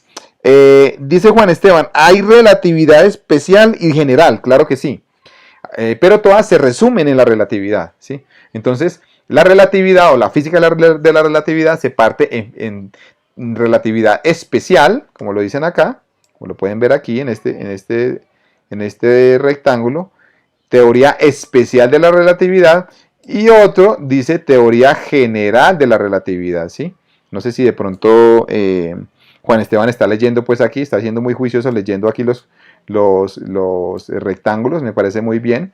Teoría especial de la relatividad y teoría general de la relatividad. Entonces, la teoría especial de la relatividad, muchachos, por ejemplo, es esta famosa ecuación. A ver, esta ecuación es muy famosa. Que es que, ¿qué? Que energía es igual a ¿qué? Es igual a masa por la velocidad de la luz, ¿qué? Al cuadrado. Esta ecuación, no sé si ustedes recuerdan en qué consiste esta ecuación. A ver, díganme ustedes cuando ven esta ecuación, que es una de las ecuaciones más famosas que hay en la física. Yo diría que es hasta incluso la más famosa, yo creo, porque mucha gente se sabe esta, la mayoría. Díganme qué significa esta ecuación en pocas palabras. A ver, escríbanme en los comentarios. ¿Qué significa esta ecuación en pocas palabras? Escríbanme por favor en los comentarios. ¿Qué significa esta ecuación en pocas palabras? A ver, por favor, los escucho. Me gustaría mirar a ver qué es lo que dicen ustedes. ¿Qué significa esta ecuación en pocas palabras? ¿Qué significa? ¿Mm? Dice cuando la masa es constante. Dice la masa es una forma de energía. Sí, muy bien. La masa es una forma de energía. Quiere decir, dice Julian David, sí. La masa es una forma de energía o la masa se puede transformar en energía o la energía se puede transformar en masa, ¿sí? Es básicamente esto lo que me dice esta ecuación. Usted puede transformar o masa en energía o energía en masa, ¿sí? Y con esta ecuación, muchachos, es con la que actualmente se puede utilizar la energía por ejemplo, de una bomba atómica. Se reduce la masa y se transforma a energía.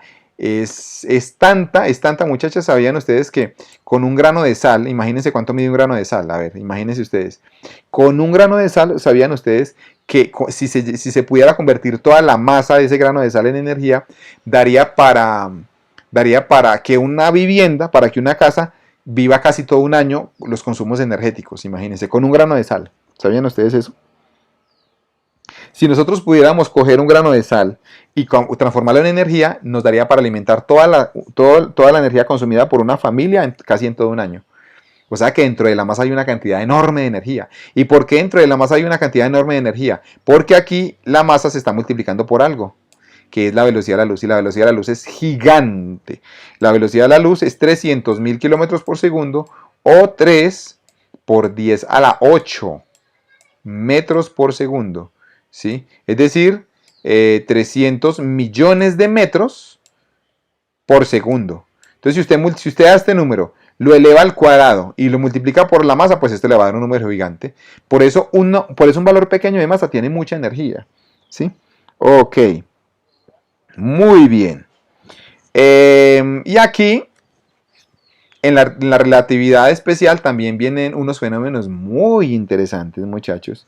Y es, por ejemplo, ¿sabían ustedes que cuando una nave se mueve, hay una paradoja que se llama la paradoja de los gemelos, no sé si ustedes la conocen, y van a hacer lo siguiente. Hagan de cuenta que hay dos gemelos. Un gemelo se queda aquí en la Tierra, mientras el otro se va a viajar por el universo en una nave. Y esa nave, y cuando está viajando por el universo, le aumenta la velocidad mucho. O hagan de cuenta no de que viaja por el universo, sino que simplemente que sale y le da vueltas al sol, le da vueltas al sol. Pero acelera tanto como hasta la velocidad de la luz. Y después frena y se devuelve a la Tierra. ¿Sabían ustedes que esa paradoja dice que cuando él aterriza en la Tierra, el hermano que se quedó en la Tierra ya va a estar viejo o incluso muerto? Es decir, que se puede viajar al futuro. Ese otro que estuvo dando vueltas alrededor del sistema solar viaja al futuro. ¿Por qué? Porque hay una ley, muchachos, que dice que el tiempo se dilata. Cuando usted viaja a velocidades muy grandes, como la velocidad de la luz, el tiempo se dilata. Es decir, que el tiempo a la persona que está viajando le pasa más lento. Eso es una ley, eso es una consecuencia. ¿Y a qué se debe esa consecuencia? A que la velocidad de la luz es constante, que es lo que ustedes pueden leer aquí. Como la velocidad de la luz es constante, entonces eso tiene una consecuencia. ¿Cuál consecuencia? De que cuando usted viaja a velocidades muy altas, casi a la velocidad de la luz, a un porcentaje de la velocidad de la luz, el tiempo para usted pasa más lentamente. ¿Sí? Entonces es un fenómeno muy interesante. De hecho, ¿sabían ustedes, muchachos, que... A ver, pónganme en los comentarios. ¿Cómo se llama el tren más rápido? Es una ley, claro, a mí me está preguntando alguien, profesor, ¿es una ley o es una teoría? No, es una ley, ya está comprobada, muchachos. Esto es una ley, es la ley de dilatación del espacio, ¿no? Esta ya está comprobada, ¿sí? De hecho, pues desafortunadamente, pues para comprobarlo, la paradoja de los gemelos, pues nos tocaría que inventar una nave que pueda alcanzar valores cercanos a la velocidad de la luz, o por lo menos un 1% de la velocidad de la luz, por lo menos un 1%, ¿sí? Pero ya está comprobada, no en seres humanos, sino en partículas subatómicas, ¿sí? Muchachos, ¿sabían ustedes que... A ver, no, les pregunto, ¿cómo se llama el tren más rápido que hay en el mundo? A ver, póngalo ahí póngalo por favor ahí en los comentarios. ¿Cómo se llama el tren más rápido que hay en el mundo? Por ahí me están preguntando, Juan Sebastián, profe, ¿es posible dilatar el espacio? Dilatar, sí, claro, esto es lo que dice la teoría. Una de las consecuencias de la teoría de la relatividad, ya vamos a mirar, es que sí podría ser, dice el maglev, exacto, el maglev, o tren bala también se llama así.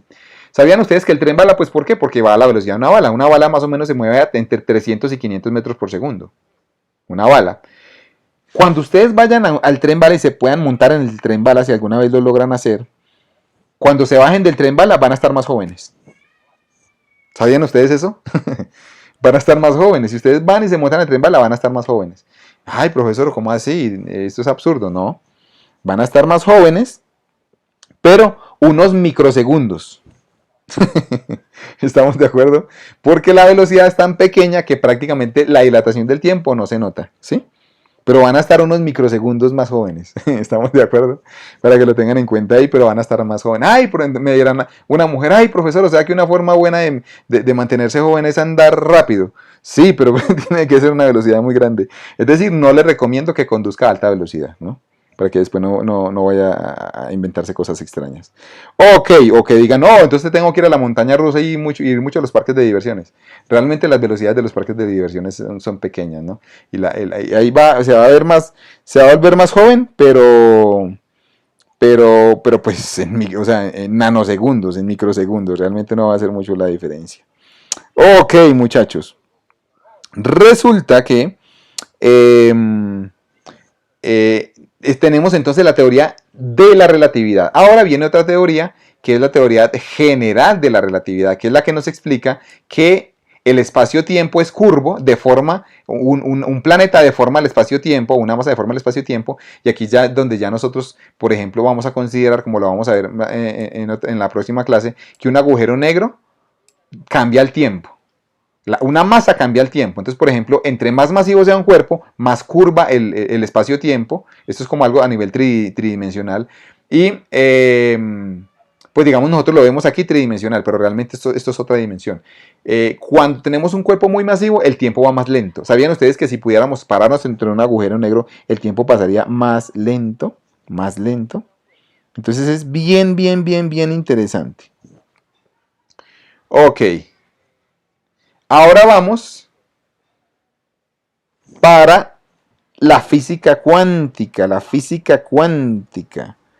Entonces, la física cuántica, muchachos, básicamente son fenómenos. Bueno, entonces ustedes me dirán, bueno, profesor, ¿y yo cómo sé cuando un fenómeno es de la relatividad? La respuesta es bien sencilla. Cuando el fenómeno pasa a velocidades tan grandes como la velocidad de la luz, casi o un porcentaje de la velocidad de la luz, un porcentaje como el 1% en adelante, ¿cierto?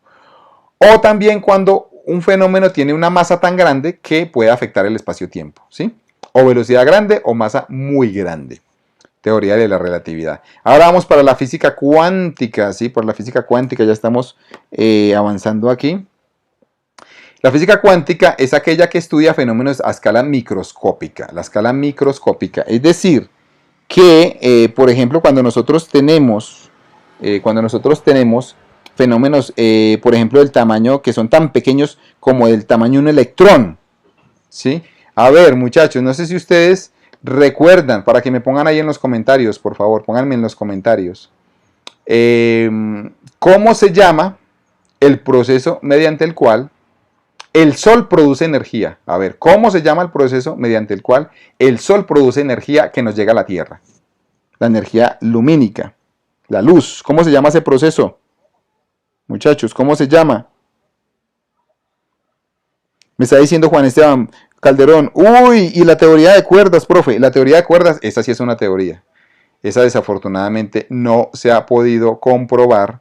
Digamos que eso ya es una teoría.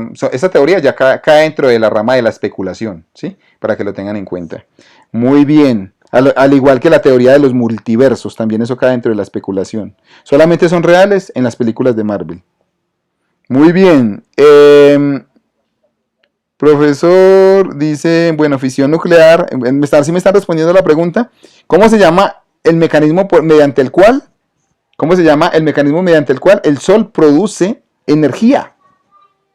Ah, exacto, Julio César. Julio César dijo la respuesta y Julián David Valencia y Juan José Montana. Fusión, se llama fusión nuclear, fusión, ¿sí? Función. Bueno, ahí por ahí vi que alguien está diciendo que función, no, sino fusión. Fusión nuclear, ¿qué es fusión? Es cuando se unen dos átomos o dos partículas y forman otro, ¿sí?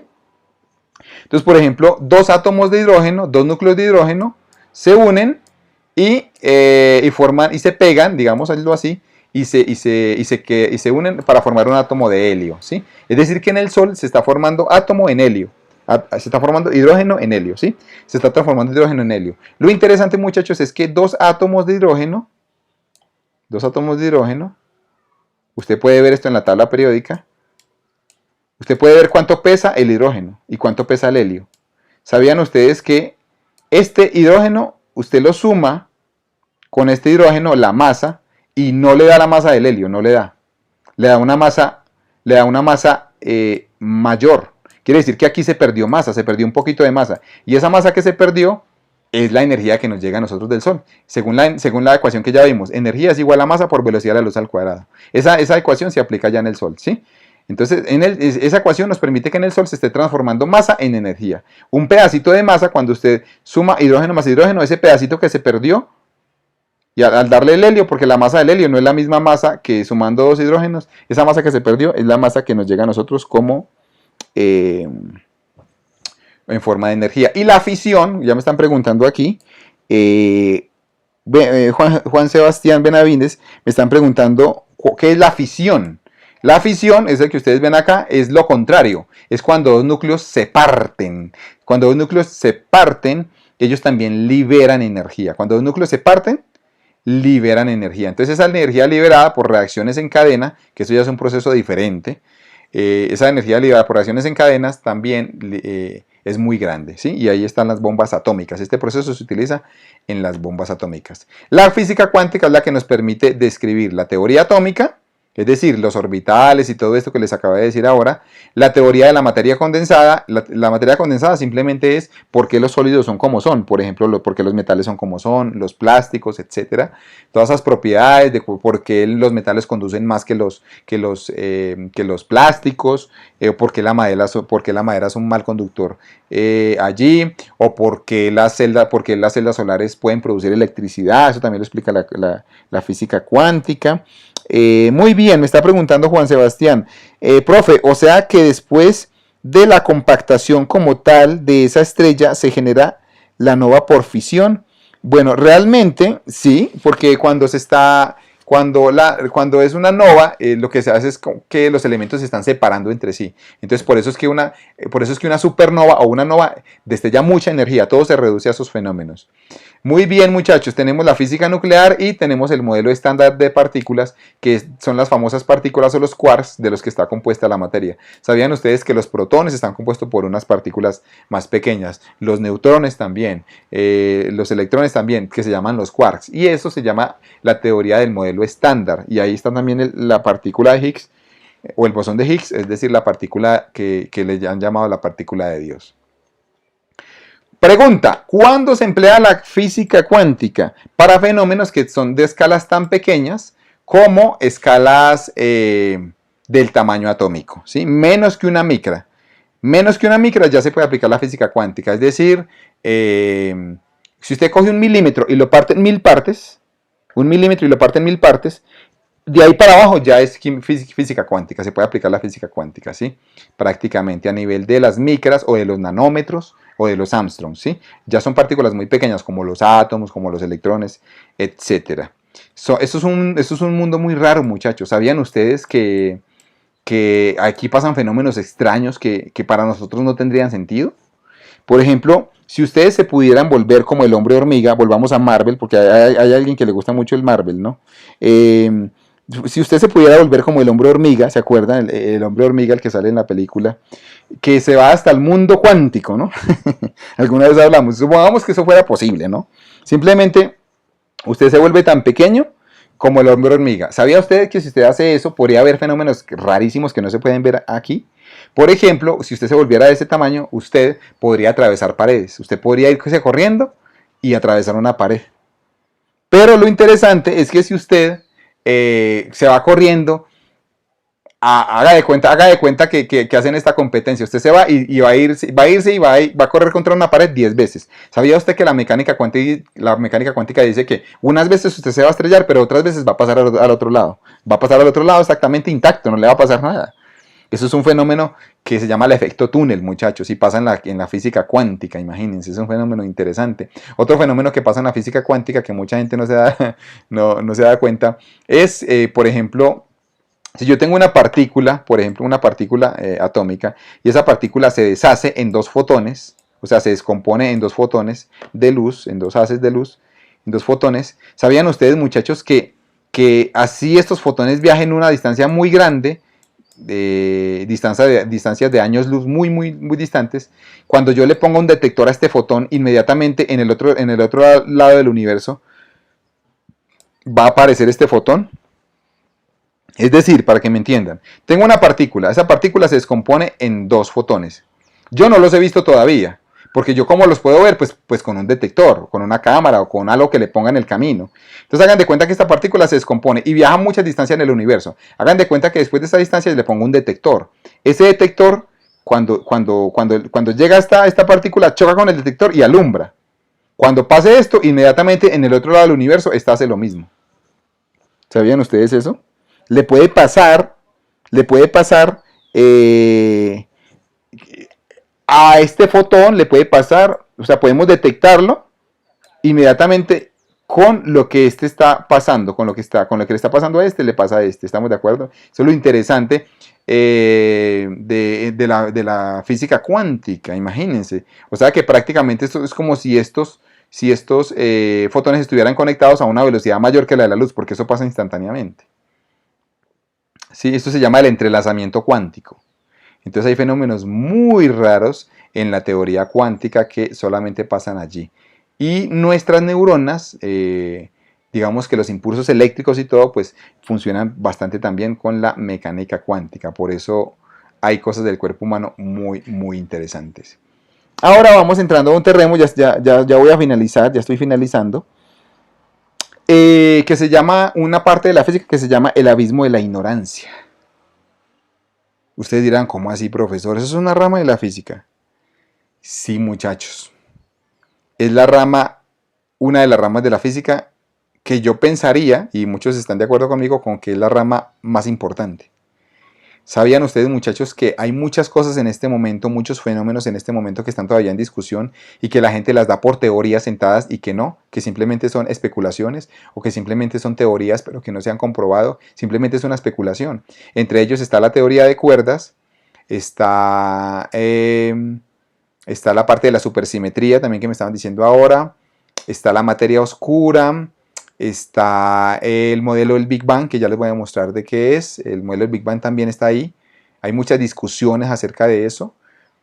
Entonces, la teoría de los multiversos también. Eso también es teoría. O sea, hay mucha especulación, hay demasiada especulación, ¿sí? La dualidad de onda-partícula, esa sí es verdadera, porque esta sí ya se comprobó, la dualidad de onda-partícula. Muy bien. Viajar en el tiempo sería otro fenómeno. Sí, claro, viajar en el tiempo, como Isaac Newton como Albert Einstein lo descubrió, uno puede viajar al futuro, pero no al pasado.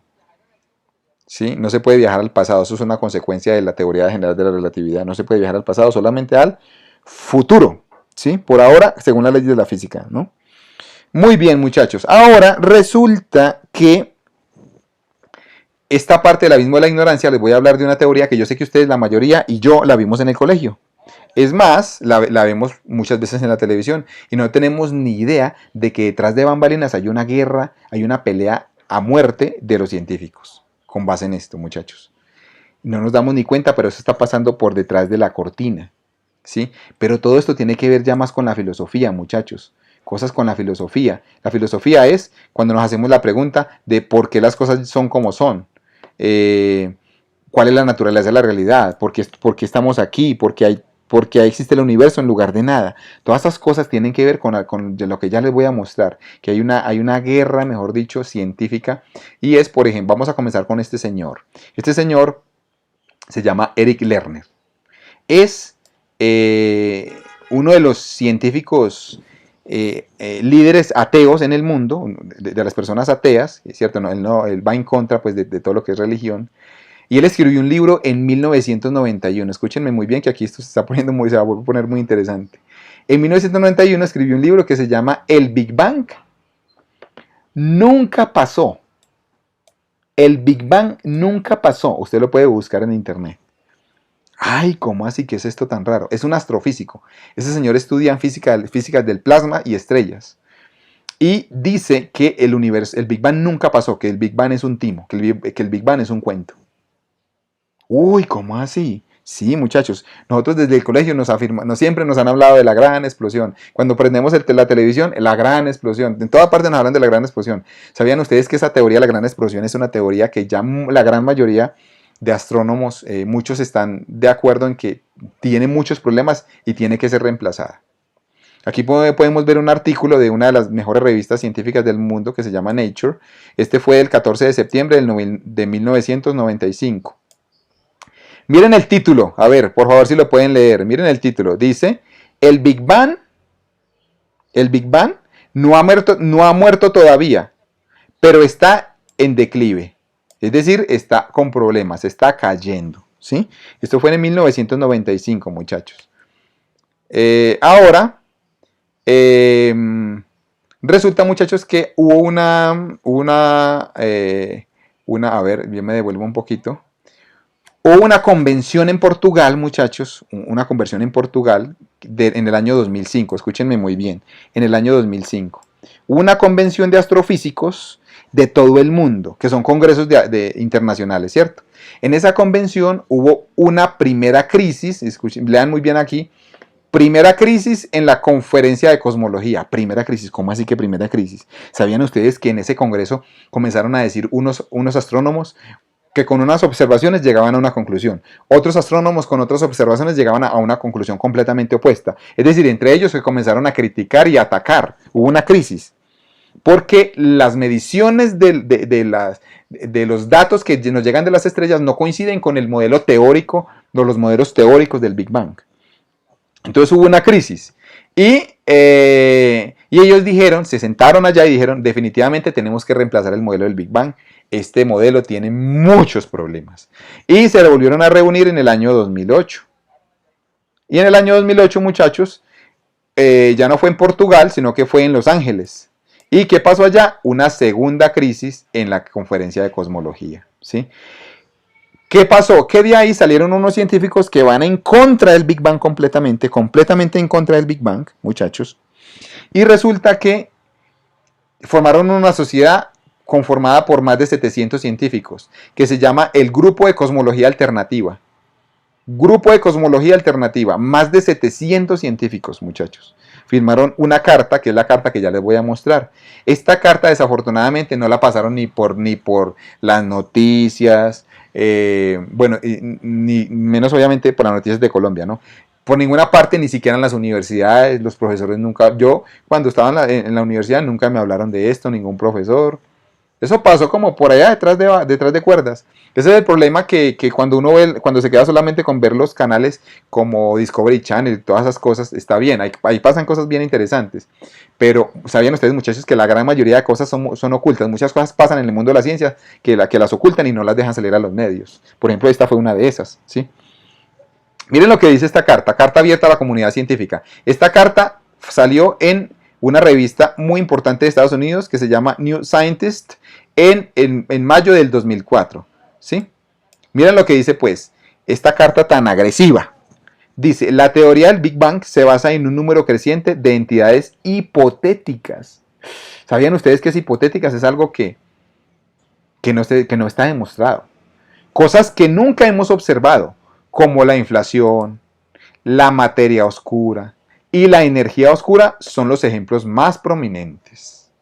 Van, les voy a hacer una claridad aquí para algunas personas que de pronto están un poquito desubicados. Y es lo siguiente, muchachos. ¿Sabían ustedes que la materia en el universo, según los cálculos del Big Bang, según los cálculos teóricos, el Big Bang, el universo debería tener una masa muchísimo más grande que la que tiene actualmente? O sea, actualmente el universo tiene una masa cercana al 1% de la masa que debería de tener. El universo debería tener una masa muchísimo más grande, según los cálculos del Big Bang. O sea, para poder que digamos que sea posible que estalle la bola y que se creen los átomos y todo, debería tener una masa mucho más grande. ¿Sabían ustedes, muchachos, que esa masa, como no la tiene el universo actualmente, pues por lo menos el universo visible no tiene esa masa? Entonces, ¿sabían ustedes que se recurrió a un truco matemático o a un artificio matemático de que la mayoría de la materia no la vemos, no la podemos ver, sino que solamente podemos ver un 1% o menos? Es decir, esa otra materia que no podemos ver, como no se puede observar, pues se llama la materia oscura. Entonces inventaron algo que se llama la materia oscura para tratar de solucionar ese problema matemático de la teoría, ¿sí me entienden? Y así lo mismo pasó con la inflación. La inflación es un fenómeno que dice que al principio, los primeros microsegundos del Big Bang, se expandió más rápido y después se expandió más lento del espacio-tiempo.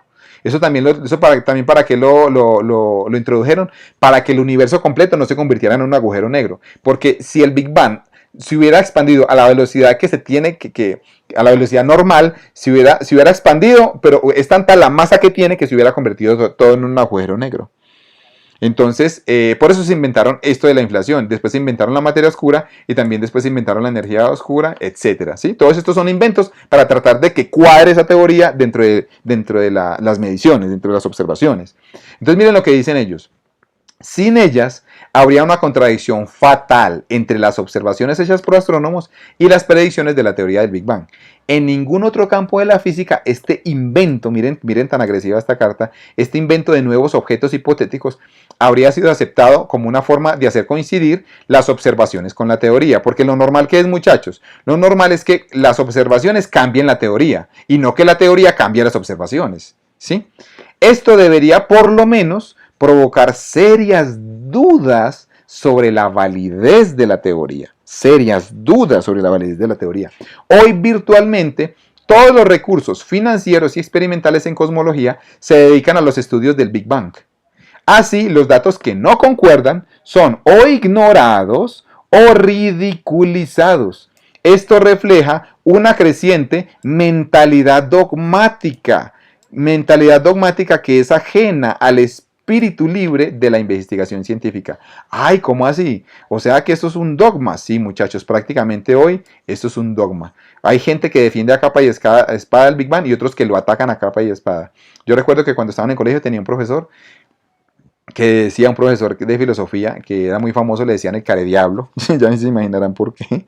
Él decía, es que ya está demostrado que el Big Bang es un hecho, ya está demostrado que el universo se originó por el Big Bang. Pero resulta que él, pues obviamente no sabía todos estos problemas que tiene desde la física, ¿sí? Obviamente, pues hay que investigar para esto no lo muestran en las noticias, esto no lo muestran, esto ni siquiera los profesores lo conocen, yo lo vine a conocer después de que salí de la universidad, porque me hice muchas preguntas respecto al asunto. Resulta que esta fue la revista en la que salió la publicación, se llama New Scientist, y miren el titular de la revista, se llama El fin del comienzo. El fin del comienzo. Y aquí muestran una bola de esas con las que van a demoler un edificio, atacando al Big Bang. ¿Sí ven? Como si lo fuera a derrumbar. Y el Big Bang siendo de piedra. Esto causó todo un revuelo, obviamente, dentro de la comunidad científica. Miren por ejemplo, este es otro título, una revista muy importante que se llama InTech. Esta revista es una de las revistas de los buscadores donde publican los científicos más importantes del mundo también. Y hay una revista que se llama Aspectos de la Cosmología de hoy, ¿sí? Del año 2011, muchachos, del año 2011. Ustedes también la pueden buscar en internet, todo eso está en internet, libre acceso. Y aquí hay un capítulo que escribió un señor, que es profesor de física y astronomía de la Universidad de Cardiff en el Reino Unido, una autoridad, y escribió un artículo que se llama Dudas acerca de la cosmología del Big Bang. Pero miren lo interesante de cómo concluye él ese artículo.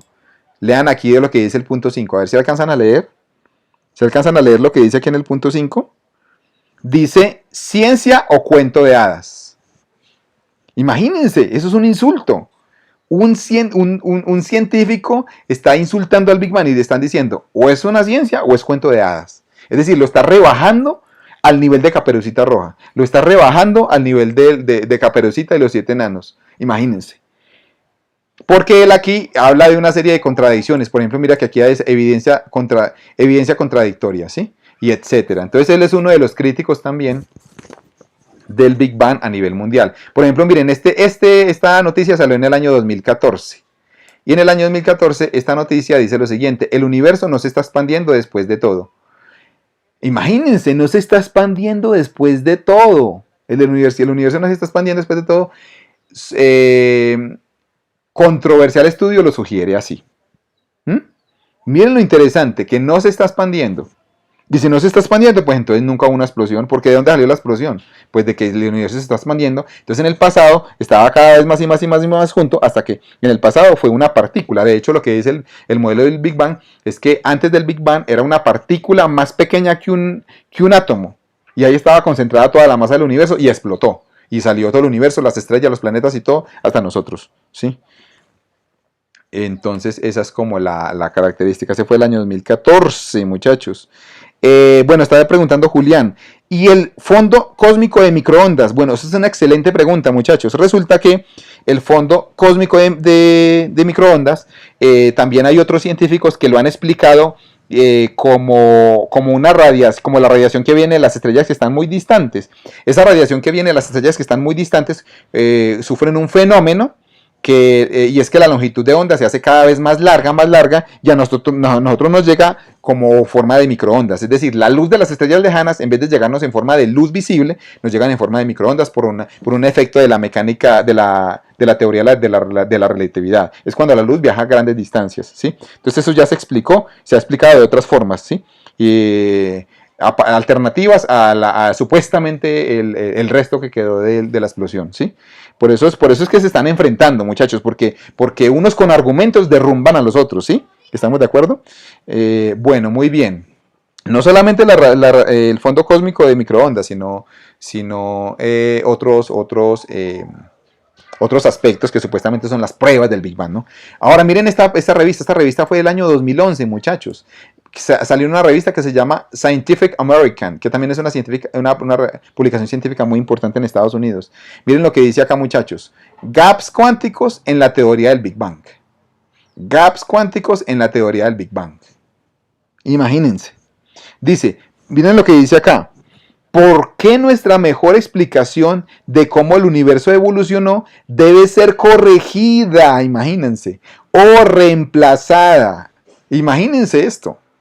¿Por qué nuestra mejor explicación de cómo el universo evoluciona debe ser corregida o reemplazada? ¿Sí? Eso fue en el año 2011.